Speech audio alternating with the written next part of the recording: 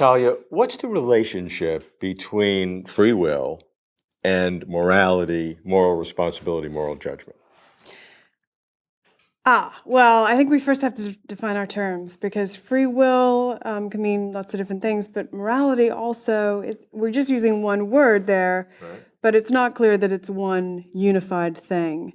It could be lots of different things. For example, you can think that it would be immoral to eat your dog, for example, or you can think it's immoral to cheat on your taxes. And it's not clear that those are really the same kind of judgment you make in those cases. Well, that's interesting. How can you determine, is it in fact one sense of morality that's just expressed in two ways, or two radically different kinds of things that we're constructing a concept of morality, but they're really different?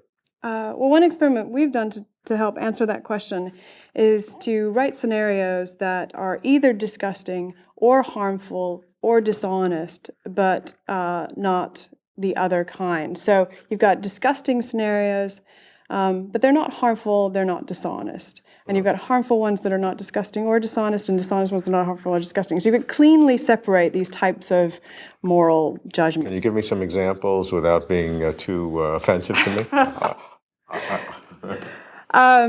Sure. Okay, disgusting. Man is walking through the woods, and he comes across a dead deer, and he decides to have sex with the deer. He uses a condom. There's no harm involved. The deer, there's no consent issues. It is disgusting. It is disgusting, but it's not harmful and it's not dishonest, right? It's just purely very disgusting. Right. Then there's the case of harm. So, for example, two people are walking upstairs, and one says something to make fun of the other person, and the other person hits them back really hard, and they tumble back down the stairs. It's harmful, but it's not dishonest or disgusting. Okay. And then there's cases where there's dishonesty. For example, the bank makes an error and puts a little more money in your checking account than what you really should get from your salary. You don't tell the bank, that's dishonest. It's not disgusting, it's not harmful. Okay. So you've got these cleanly separated. And then we see what happens in the brain when you're processing these kinds of transgressions. What do you find? Well, we find that very different systems are used for each of these different kinds of transgressions. So there doesn't seem to be a moral center, a moral module in the brain in any kind of monolithic sense. You seem to recruit different kinds of reasoning areas to understand these different things.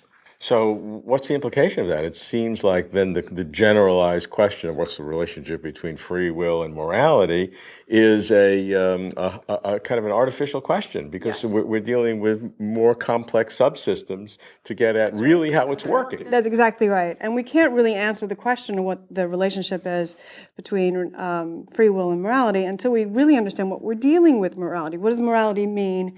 And really develop a taxonomy of what are the different subsets, how do they interact, what does it mean to be immoral, before we can understand how that relates. So what are the next steps in that? You've articulated three categories: disgusting, being harmful, or being dishonest. Are there others, or do you think that's exhaustive? I mean, No, I don't think it's exhaustive at all, and it remains to be determined what the critical subcategories are, how far it breaks down. And maybe some are overlapping, and we need to figure out what are the key components, what's the basis set of our moral judgments. But are you fairly confident that the overarching concept of morality is more of a construct than some deep underlying fundamental truth that is then expressed in different ways? I do.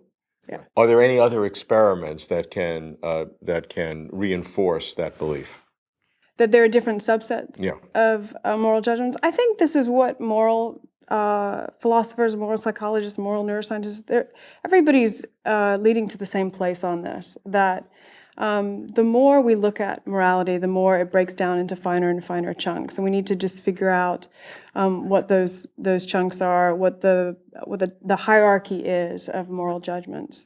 And is there implications in terms of how society will view those moral judgments independently? So you would put different weights of blame and punishment on some rather than others? Do you see differentiations? Yes, and what those important differentiations are. For example, we have a category harmful, but what may be really critical is whether it was intentional harm versus unintentional harm. So Leanne Young has done some work on the importance of intentional versus unintentional harm, and that may be where the action lies for our sort of moral and legal system, and not just in the category harm. It may be broken down to that, or maybe that intent versus having an intention versus not having an intention is important for all kinds of moral judgments. So that extends to all subcategories. Do you feel a concern or pleasure at undermining this unity of morality that most people think?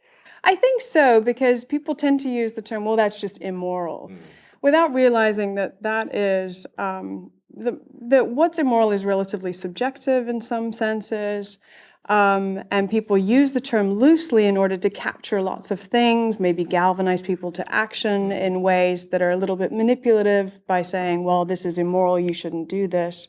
And so we use the word loosely in conversation. That doesn't necessarily mean that morality is a loose construct. And so as you have these different components that build up into the construct of morality, how might free will affect each one? Might it be different in each case? Okay, well, I'm not sure I believe in the kind of free will that a lot of people do in terms of a conscious free will, a conscious ability to not do one thing versus the other. But we are responsible for our behavior, and but how morally responsible we are, yet that is wrapped up in the free will question. And because I don't really believe in a conscious free will, it makes questions of moral responsibility a bit iffy for me to say.